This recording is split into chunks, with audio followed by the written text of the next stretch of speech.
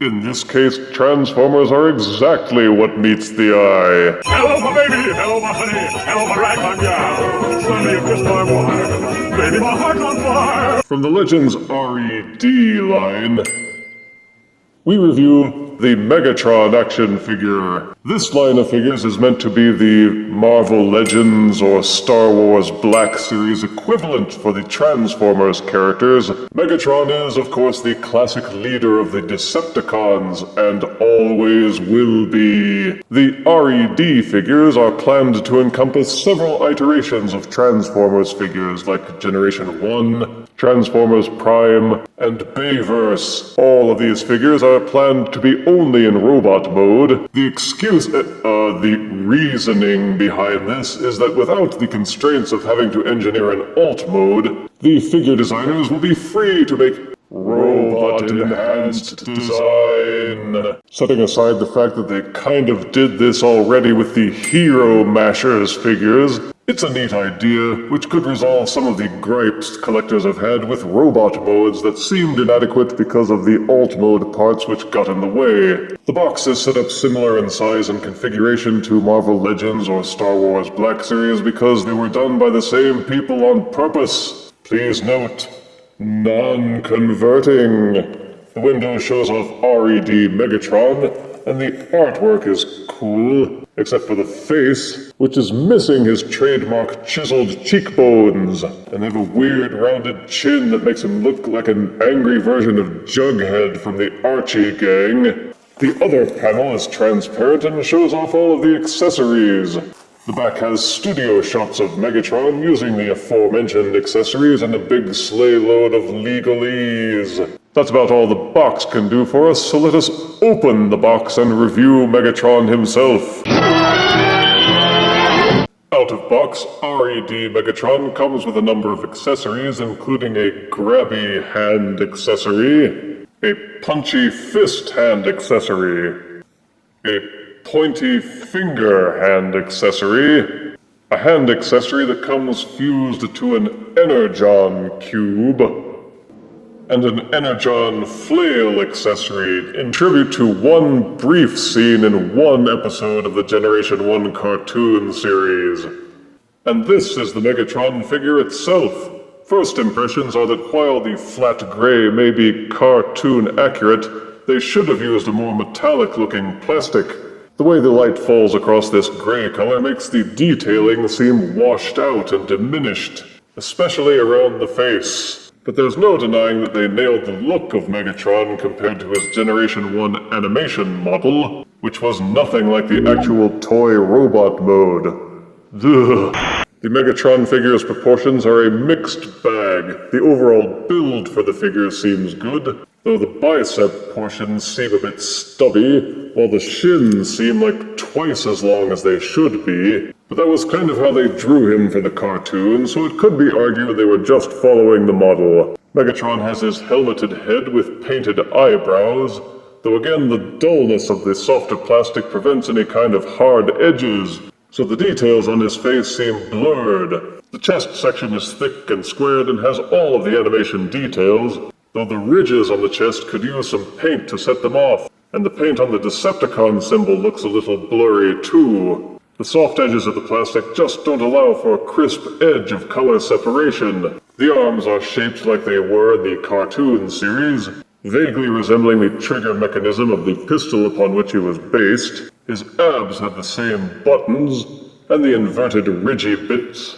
He's got his dark gray underpants with hip-mounted side panels, plain white thighs, dark gray shins with lighter gray lining, and his mixed gray feet.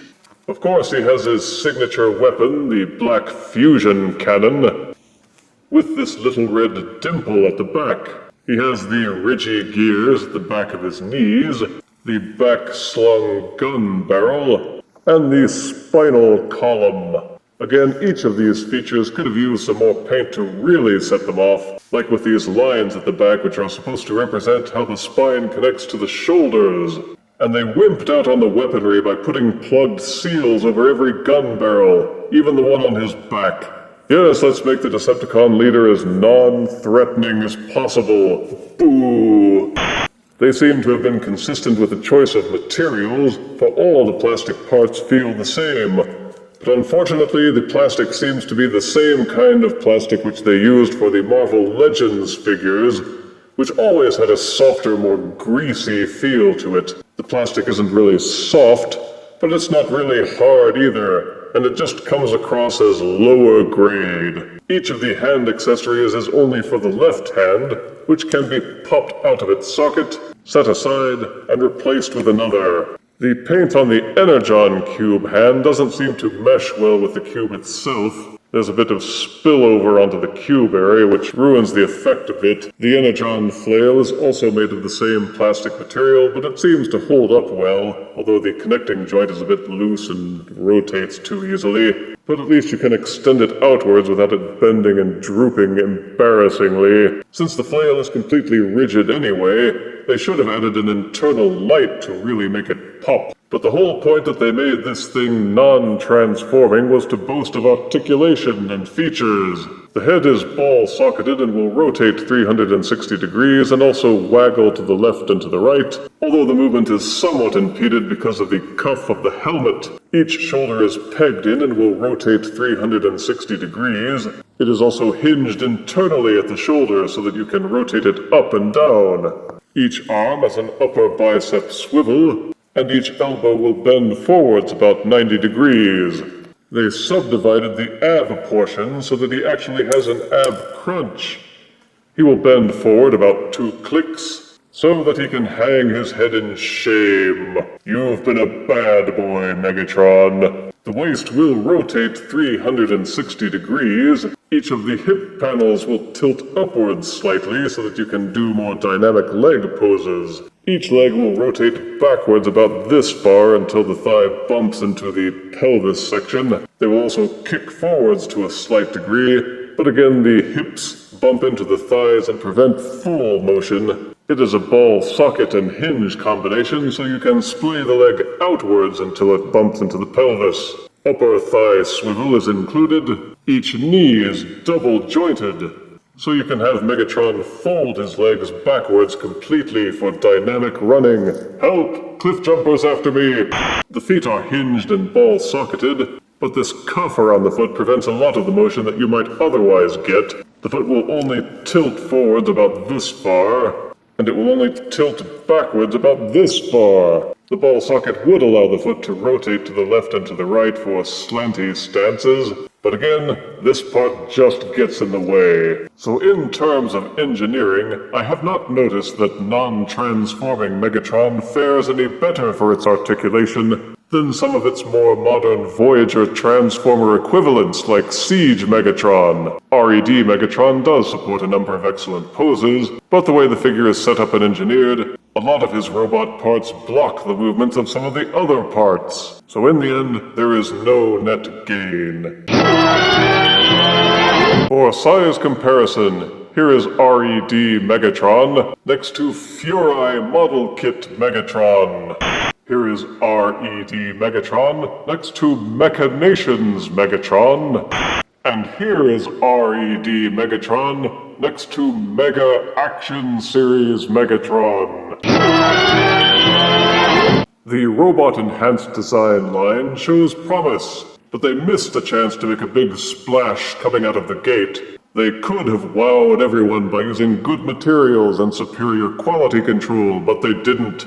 Instead, they opted for the quick and easy route with predictable results. Positives are that R.E.D. Megatron feels solid with good heft. He boasts cartoon-accurate appearance to satisfy that Generation 1 itch. He is well articulated, decently sized, and comes with a few accessories so you're not just stuck with one overall look. Negatives are that the plastic feels a bit cheap. It's softer, which has prevented the paint details from looking as crisp as they might have been. While well detailed, those details seem to fade in and become less distinct by reason of the softer edges.